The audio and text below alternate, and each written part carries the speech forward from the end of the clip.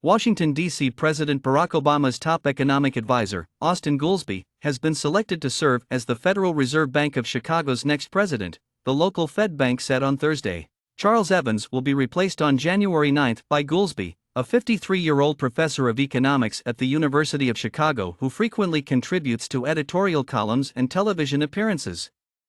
Evans, who has led the Chicago Fed for 15 years, is stepping down after reaching the obligatory retirement age of 65. Goolsbee will cast a vote in 2023 on the decisions the central bank makes regarding interest rates as the chairman of a regional Fed bank. For regional bank presidents alternately serve as voting members of the Fed's rate-setting committee each year. Goolsbee is likely to adopt a dovish stance in the Fed's rate-setting process, similar to his predecessor, Evans. While hawks are more likely to prefer higher rates in order to contain inflation, doves typically emphasize the need to maintain rates low in order to stimulate hiring and growth. Goolsbee first regarded the present inflationary period as transient and likely to end, like many economists.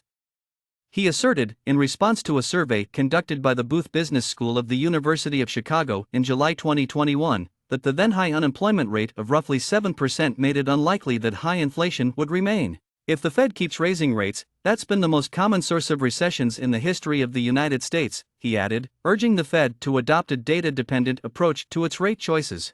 Goolsbee struck a more circumspect tone last week on Fox Business, warning that China's COVID-19 lockdowns could lead to additional supply shocks, which would likely keep inflation high. I hope that we have reached a peak, but I believe that the rate of decline may not be as quick as everyone would like. In a commentary published in the New York Times last year, he used the statistics to call for the government to track how different income groups are affected by inflation. According to Goolsbee, higher-income Americans probably suffer less inflation than lower-income Americans since they are more likely to shop online and spend less of their income on food and petrol.